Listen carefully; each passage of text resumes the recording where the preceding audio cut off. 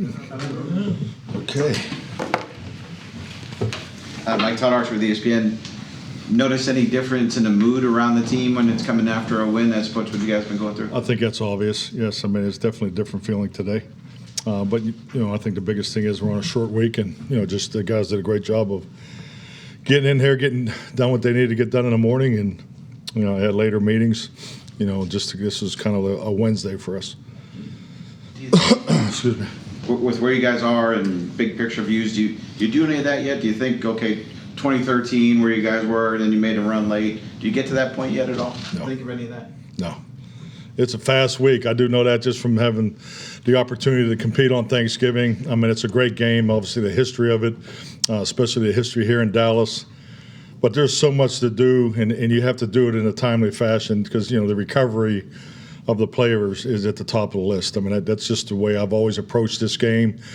So just getting them on a routine to make sure that we get, the game plan in order. But the rest of recovery is at a premium this week. Calvin Watkins, Dallas Morning News. He didn't play a whole lot, but you talked about Linville Joseph, his messaging to the team. Can you share a little bit about what that meant to Yeah, definitely. I thought Linville did a really nice job. We have weekly captains. He was the defensive weekly captain this week, and really all the captains have done a really, really nice job. They have an opportunity to speak in the final team meeting, and his message just really resonated. I think just like anything, he brings an unbelievable wealth of experience to our football team, and he's kind of like E.F. Hutton. All these guys don't know who the hell E.F. Hutton is, but for us, for our generation, we understand it. When he says something, people listen. You had a pretty full injury report. Any concerns about Cooper being on there right now? I'm sorry? You have a pretty full injury report. Any concerns about Rush being on there today? Just left Cooper earlier, but no, he's got some work to do, but I think we're gonna be fine. So he's the Athletic. Mike, early 2000s, you were in New Orleans when John Carney missed that extra point. Wow, that's a great memory. Why are we bringing that up now? Well, for you yesterday when Seibert kind of missed it, for you being on the opposite end, just what are the emotions of that kind of play? You were on that end of it, and then you were on the other side of it yesterday. Yeah, no, that was amazing. I can see the similarity now, but that was an amazing play. But that was the last play of the game. New Orleans at Jacksonville, the River City Relay, if you want to get it right in your article. But and it was two-jet all-go special was the call, relay. So just you can put that in there too. But no, really cool play. Yes, but I think it just goes to show you this game. I mean, nothing's automatic. Like John Carney, incredible field goal kicker, and I think at that time, and I don't know if he still may be. Yeah, I mean, he was the highest percentage, rated kicker, I think, in NFL history at that time too. So, but yeah, definitely. That game yesterday in the fourth quarter was as wild as any game that I've ever been a part of. So, I'm sure it was a great game to watch. With extra points like that, though, when it is just 1 point, what are your feelings? Are you kind of moving on to the next emotion, or do you take it for granted? Or I know the distance was different too. Yeah, definitely. I think as a head coach, it's your job. It's your job to be always the next play, the next situation ahead. I mean, it's no different than calling offense. Once the play is called, if you call 1st and 10 on the 35-yard line, maybe you're already on to second 1 to 7, second 8 plus. You're always anticipating the next call. So definitely. I mean, that's how I do it. I was glad it happened. So. Nick Harris, Forward Star Telegram. I think there was a lot to say just about the fight around the team, not only in the final 5 minutes, but throughout. But where would you say that fight's kind of come to the surface over the course of the last few weeks with guys like Dak, DeMarcus Lawrence, Al? Who have been the guys that have kind of embodied that for you guys? Did you say fight? Fight, yes. Yeah, fight? I think as a whole, they've just done a great job. It starts in the preparation phase, just really staying the course, because you're always looking for things. And you can overdo it too. You can look at things, with a sensitivity that, doesn't give clarity. But I don't feel like that exists in our operation. So, and hopefully it never does. But yeah, they've done a really nice job staying the course as far as preparing. But yeah, I mean, we clearly, if you need a definition of urgency, we've had it around here, the last month, and I'm frankly just thankful and just really happy for the players, that they had the success that they've worked so hard to achieve. So, but yeah, the fight has definitely been there. I think when you see young players, particularly guys that don't get a lot of opportunities, I think Brock Huffman definitely brings that different type of energy that everybody on offense loves. You got to recognize Josh Butler, just the way he played. Came on Hall. I mean, he's a tough kid. These younger guys that are getting opportunities but going in and playing with physicality and so forth. So I think that just shows to them as individuals, the confidence that they have. But this group has really stayed the course. And in the run game, having 2 replacement guards up front, maybe Yep. surprise is the wrong word, but did you expect that type of production in the run game? Well, that was the plan. It was ground and pound. I mean, that's where we went into it. And frankly, I thought if we could have did better on third down, we would have really been in the type of game we wanted to play. I would have liked to definitely ran the ball more. But yes, I thought those guys did a really good job inside. Joe. Joe Hoyt, All City Dallas. You kind of touched on it earlier, talking about Josh Butler and these guys. Like, how much can guys like that who are just really relishing this opportunity, how much that can infuse, I guess, a little momentum into the team overall in terms of that fight? Oh, definitely. Confidence, production. It definitely brings juice. You could see it. You could see it during the course of the week. Just like even today, announcing the game ball winners. It's also Josh Butler had a hell of a day today. It's his birthday. He won the game ball winner for yesterday's game. He was a captain this week. That's a trifecta. So, but the energy that the team shows in those moments, I think, is a great illustration of what's really going on in the locker room. Chauncey Golson, since week 5, has been playing a little more outside. Obviously had a good game yesterday. How comfortable just do you see him, and just how have you seen him develop over the last? Just really happy for Chauncey. He's done so much for us in his time here, and just on special teams, and he does the little things that no one knows. He's used the wing on field goal protection, and so, but he's played a lot of different techniques, and he's never really given an opportunity to truly find a home. So just to see him play not only as much as he's been playing and contributing, is just it's been great because you just remember those days of development, and he's really worked his tail off. Garrett Podell, CBS Sports. Mike, Devontae Turpin told us in the locker room that you and him have a close relationship and that your embrace on Sunday really meant something to him. Can you sort of just talk about your relationship and how you've seen it develop on and off the field since you joined the team 2 years ago? Well, I can't just say enough about Turp. I remember the first day I met him at training camp, coming off of the MVP season, for the USFL, and just a bit overwhelming, just for when he arrived at training camp, and just some players you connect with quicker than others, and just always encouraged him at those moments because he's special. That's a special young man. He's as dynamic of a player, let alone a returner that I've been able to work with. So.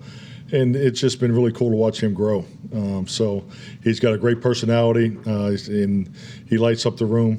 He's has a great sense of humor. So just really enjoy him.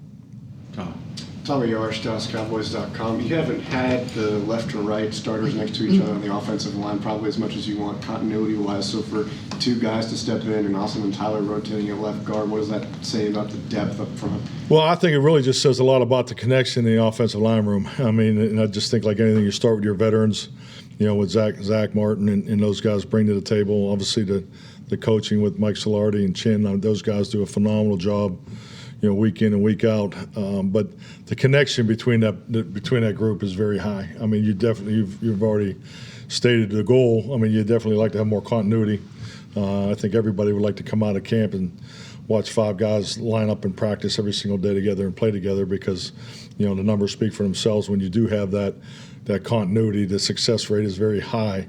But the connection of the whole group is outstanding. They do the Thursday night dinners. They do all the little things together. But that's a group that works very, very well together. And I think when you get in those spots, it definitely gives you a chance. And those guys definitely delivered. Skyler Dixon with the AP. During the losing streak, you talked a couple of times about how you've always felt like handling success is more difficult than handling adversity.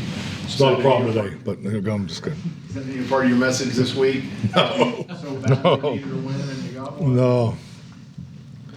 We're still pretty far down in the valley of adversity right now. So we've made one step in the right direction. So we've still got a lot of climbing to do. So I mean it's definitely to get some. It was great to get some, wind under our wings and start that. But this game is going to come on. This Thursday game comes on you so fast. It really does.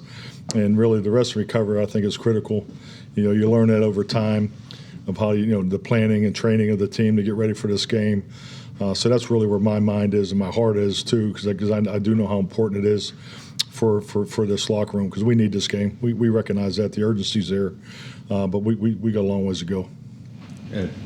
Ed Werder, WFAA. You mentioned how important yesterday was to the players, all things considered, the losing streak, who you were playing against, the circumstances, the roster you had available. How personally gratifying was it to you? Very, very gratifying, no doubt. On every level, have tremendous amount of love and respect for Dan, and a number of those coaches on that staff. So I had a chance to visit with Dan for the game. That was awesome. But the reality is too, I do not take it for granted for every opportunity that I'm a part of in this league. I think the year off in 19 really brought that home for me personally. So I do. I can't get to the stadium early enough on game day. I love every minute of it. I've done this a long time, so I do enjoy every moment. So when you do win, when on paper you're probably you're playing uphill, definitely it's gratifying. But at the end of it, this is a player's game. I mean, it always will be. I understand my role and the importance of my role. Most importantly, the ability to be consistent, especially in these times. But it's about the players. I just can't. That's the locker room. That's what I'll think about on the porch when I'm done. Just those moments to see the gratification of what those guys accomplished yesterday. And one follow-up on Turpin. Yeah. How unusual is it, in your experience, that a 155-pound guy can perform like he does in this league? Very unusual. I mean, he is, for as gifted as he is tough as nails. I mean, and he does it, week in and week out. So yeah, he's a special young man. I tell you, we're very blessed to have him. Brad Sham, 105.3 The Mike.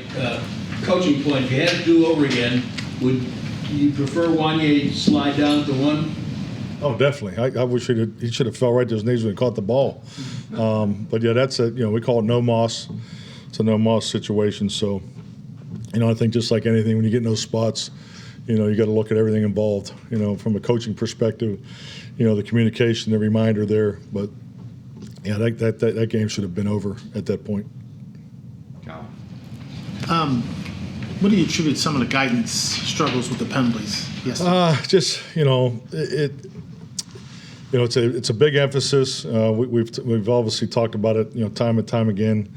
And it's just the discipline and the stance of of breaking that plane, and it's just not consistent enough. There's communication, and every crew's different, but it has to stop. I mean, he knows it. I mean, he feels sick about it. But we just got to get it corrected. I mean, those are penalties that potentially took points off the board or an opportunity to score more points. So, and we got to get it corrected. We're far enough down the line. He understands it, and that's how this league goes too. His name comes up in the pre-meetings with the officials. So, and it's an emphasis that the officiating department is making on a weekly basis. So, I mean, it's something there, and we got to be better than it. Overall, would you say in that game he had a pretty good game outside of what transpired in the fourth? Yeah, definitely. I mean, he's a young man with a very bright future, But it's always the little things and the details. I mean, it's the details is the difference between winning and losing. So, those are the types of things that we it's because it's happened before, and he's corrected it, but it showed itself again yesterday. So we all need to be better. We need to get that fixed. Ferguson, is he still in the protocol? Short week, kind of hard for him this week? Yeah, good question. He's still in the protocol. definitely looked better today than when I saw him Friday. So, but yeah, I don't have a clear answer for you. Trayvon looking better today as well. Yeah, he was limited today, so he went through the he worked some in the prehab group and did I can't tell exactly how many reps, but he was involved in the walkthrough. How big was that touchdown for your tight end, Schoolmaker? Big for all of us. So no, it was just an excellent play. I mean, just the read by Cooper. They jumped to double CD at X, and Scooney just he ran the route right on time. As far as the time clock and so forth. So that was a big play, and I think it's just like anything. Young player. 2 weeks in a row now. He's had production last week against Houston, and now comes up with a huge play in the game. That was a big play for us. All righty. Thank you, Mike. Thank you.